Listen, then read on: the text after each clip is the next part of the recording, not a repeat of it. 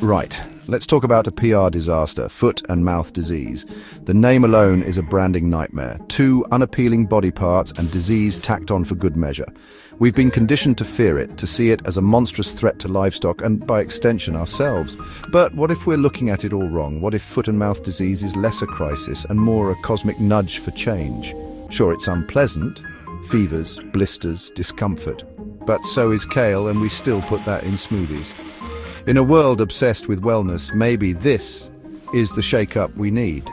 A shared struggle to unite us, a reason to slow down. Instead of panic, let's rebrand not foot and mouth disease, but the great re-evaluation. It's not the Black Death, it's a biological catalyst for rethinking our priorities. Maybe it's time to stop walking and talking our way into problems and start limping and mumbling our way into solutions. Let's call it what it is. An involuntary detox, a spa treatment you didn't know you needed. Sometimes the universe just wants us to take a seat, and maybe a foot bath. So what's the upside to this so-called plague? For starters, a forced digital detox. When your mouth feels like a science experiment and your feet ache, you're not posting brunch photos or hiking selfies. Instead, you're at home, focused on the simple act of sipping soup without wincing, a mindfulness retreat courtesy of nature. Economically, new industries would boom slippers, straws, broths, drool bibs and luxury foot soaks. Big soup replaces big tech. Mashed potatoes and pudding become haute cuisine. Socially, office politics vanish. No one gossips when they're busy not drooling on their keyboard. Meetings get shorter, empathy rises, and everyone shares tips on the best mouthwash. It's the great equalizer. CEO or intern, everyone's mouth is a swamp. And with sore feet, we slow down. No more rushing, just a collective, gentle limp. We notice the world again, cracks in the sidewalk, birds overhead, fellow limpers. It's a global slowdown, a shift from sprinting to shuffling. And honestly, we could all use that. With society limping and drooling, we need a solution. The public bathhouse. Forget sterile bathrooms. Imagine grand complexes for soaking feet and gargling mouthwash side by side with your neighbors. The bathhouse becomes the new town square, breaking down barriers in a cloud of eucalyptus steam. Wellness trends adapt. Steam rooms with mushrooms, broth bars instead of juice bars, hot soak classes instead of hot yoga. It's passive health, absorbed through every pore. Critics will worry about germs, but that's old thinking.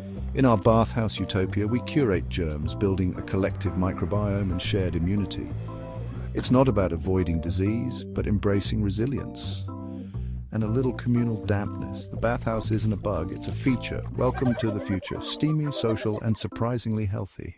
The bathhouse is a great interim fix, but let's address the real problem. Our feet, sore, blister-prone, disease-susceptible. Feet are a flawed design, so here's the bold solution. Universal foot amputation. No more foot pain, no more shoes, no more stepping on Legos at night. It's not mutilation, it's evolution. We have the technology and expertise. All we need is the courage. The footwear industry fades, replaced by stylish stump cozies and personal mobility vehicles. The age of the foot ends, the age of the wheel begins. We're not losing a body part, we're gaining a mechanical upgrade. Sentimentalists will protest, but they've never known the joy of gliding over any terrain. The foot got us this far, but it's time to let go. Let's be brave enough to roll into the future. Imagine a post-foot world humanity gliding on hover-round scooters, cities alive with the gentle whir of electric wheels. No more traffic jams, no more tired legs. Just smooth, effortless motion. Every sidewalk becomes a highway, every hallway an autobahn. Vacations transform roll through the Grand Canyon, hands-free for photos and nutrient paste. Gary, Indiana, with its flat, open spaces, becomes the new dream destination. Society is happier, more equal. Mobility for all, limited only by battery life. Children zip through parks, the elderly become masters of the open road. We're all on the same level, rolling together in freedom and camaraderie. Foot and mouth disease isn't a plague. It's the unlikely catalyst for our greatest leap forward. So raise your broth thermos and toast to the virus that set us free, a promise of a better, faster, more comfortable world.